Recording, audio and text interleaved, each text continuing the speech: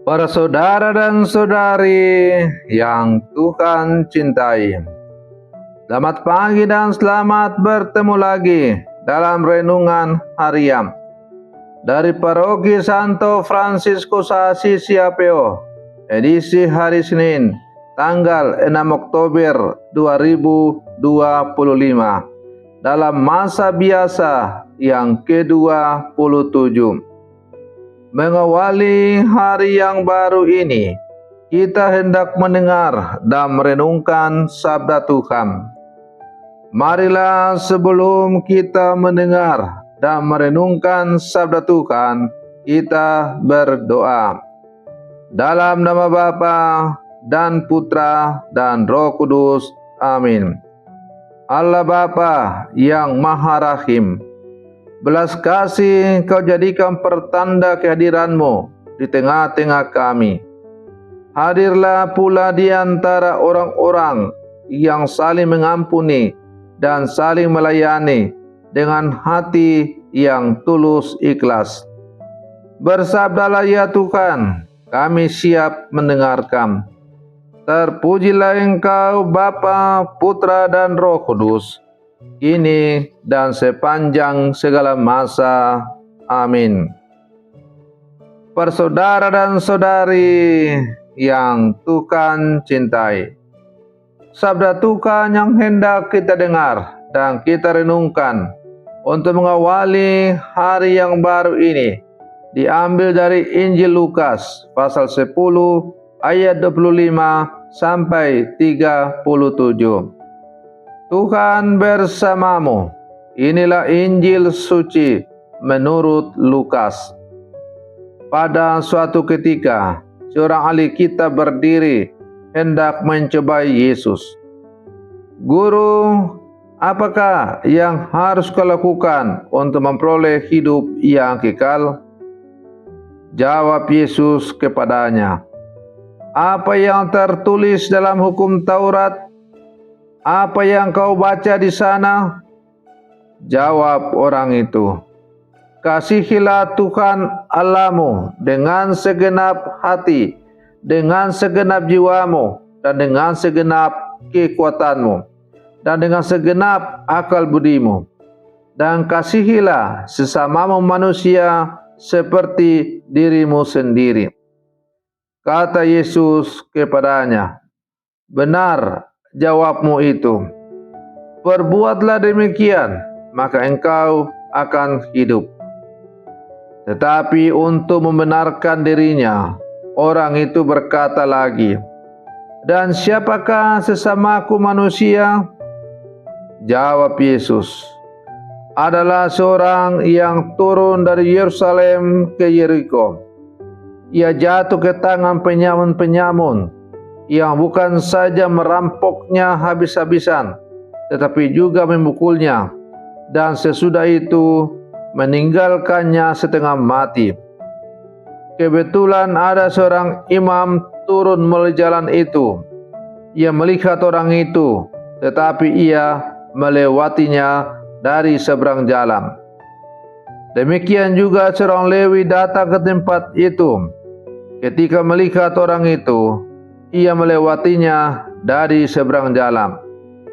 Lalu datanglah ke tempat itu seorang Samaria yang sedang dalam perjalanan. Ketika ia melihat orang itu, tergeraklah hatinya oleh belas kasih. Ia pergi kepadanya, lalu membalut luka-lukanya, sesudah menyiramnya dengan minyak dan anggur. Kemudian ia menaikkan orang itu ke atas keledai tunggangannya sendiri, lalu membawanya ke tempat penginapan dan merawatnya. Keesokan harinya, ia menyerahkan 2 dinar kepada pemilik penginapan itu, katanya, rawatlah dia, dan jika kau belanjakan lebih dari ini, aku akan menggantinya waktu aku kembali. Menurut pendapatmu, siapakah di antara ketiga orang ini adalah sesama manusia dari orang yang jatuh ke tangan penyamun itu? Jawab orang itu, orang yang telah menunjukkan belas kasih kepadanya. Yesus berkata kepadanya, "Pergilah dan lakukanlah demikian." Demikianlah sabda Tuhan. Para saudara dan saudari yang Tuhan cintai, sabda Tuhan yang baru saja kita dengar, yang dipendengarkan oleh gereja pada hari ini, merupakan salah satu perumpamaan yang paling terkenal dari Yesus. Perumpamaan tentang orang Samaria yang murah hati. Cerita ini dimulai dengan seorang ahli Taurat yang bertanya kepada Yesus, "Guru, apa yang harus kuperbuat untuk memperoleh hidup yang kekal?" Pertanyaan itu kelihatan tulus, tetapi sebenarnya ia ingin mencari pembenaran diri. Yesus mengembalikan pertanyaan itu kepadanya, dan akhirnya Yesus mengisahkan perumpamaan ini untuk menunjukkan siapa sesungguhnya sesama itu. Dalam kehidupan kita seringkali kita juga seperti ahli Taurat itu. Kita tahu isi kitab suci, tahu ajaran kasih, tetapi dalam hidup sehari-hari kita masih bertanya, siapakah sesamaku itu? Siapakah saudaraku itu? Dan bahkan kadang memilih-milih siapa yang pantas kita kasihi. Para saudara dan saudari yang Tuhan cintai, Yesus membuka kisah dengan seorang turun dari Yerusalem ke Yeriko dan jatuh ke tangan penyamun. Jalan Yerusalem Yeriko terkenal sebagai jalan berbahaya, menurun curam, penuh bebatuan, rawan perampok. Gambaran ini adalah simbol kehidupan manusia. Perjalanan kita tidak selalu aman. Kita bisa jatuh dalam penderitaan, masalah, bahkan dosa. Dalam kisah ini ada 3 orang yang melihat si korban, seorang imam, seorang Lewi, dan seorang Samaria. Imam, orang yang sangat dihormati, tetapi ia melewati dari seberang jalan. Orang Lewi, pembantu imam di Bait Allah, ia juga lewat tanpa menolong. Orang Samaria justru orang asing, bahkan dianggap musuh oleh orang Yahudi, tetapi dialah yang berhenti, tergerak hatinya dan menolong. Yesus sengaja membalik harapan pendengarnya yang dianggap orang saleh, ternyata mengabaikan kasih. Sementara orang yang dipandang rendah justru menjadi teladan kasih. Para saudara dan saudari yang Tuhan cintai, perumpamaan ini mengajarkan kita bahwa kasih tidak boleh dibatasi oleh suku, agama, budaya, atau perbedaan sosial. Kasih sejati adalah kasih yang universal, terbuka, dan nyata. Seringkali kita juga tergoda untuk mengasihi hanya orang-orang yang kita kenal, yang sesuku, yang seasal, satu kelompok, atau yang baik pada kita. Yesus menantang kita, sesama bukan hanya yang dekat dan akrab, melainkan siapapun yang membutuhkan pertolongan kita, bahkan termasuk mungkin orang yang kita anggap sebagai musuh. Para saudara dan saudari yang Tuhan cintai, Yesus tidak menjawab pertanyaan siapakah sesamaku dengan definisi, melainkan dengan kisah yang berujung pada pertanyaan balik.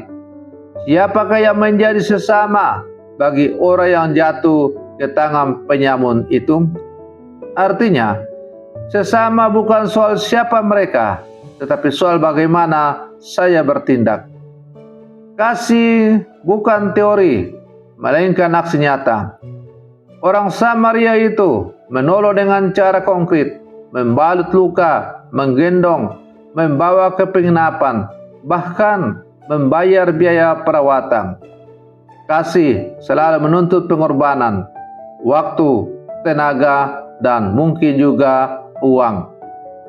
Para saudara dan saudari yang Tuhan cintai, di tengah kehidupan nyata sekarang ini, masih banyak orang yang jatuh di jalan Yeriko di zaman modern.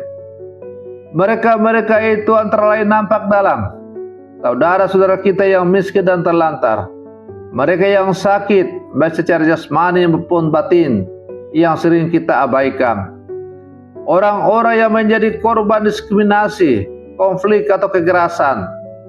Bahkan dalam keluarga dan komunitas kita ada anggota yang sedang terluka tetapi sering kita biarkan sendirian. Yesus mengajak kita untuk membuka hati lalu menjadi sesama bagi mereka semua. Para saudara dan saudari yang Tuhan cintai, Yesus menutup kisah ini dengan perintah sederhana tetapi mendalam. Pergilah dan perbuatlah demikian. Artinya, jangan berhenti pada kata-kata indah. Jangan hanya tahu teori kasih, tetapi wujudkan dalam hidup nyata. Maka mari kita belajar dari orang Samaria yang murah hati. Mereka melihat orang yang menderita, berani menolong tanpa membedakan suku, agama, atau status sosial, rela berkorban demi kebaikan sesama. Para saudara dan saudari yang Tuhan cintai, semoga permenungan saya untuk mengawali hari yang baru ini semakin menghantar kita menjadi murid-murid Yesus yang sejati. Selamat pagi, Tuhan Yesus memberkati kita semua.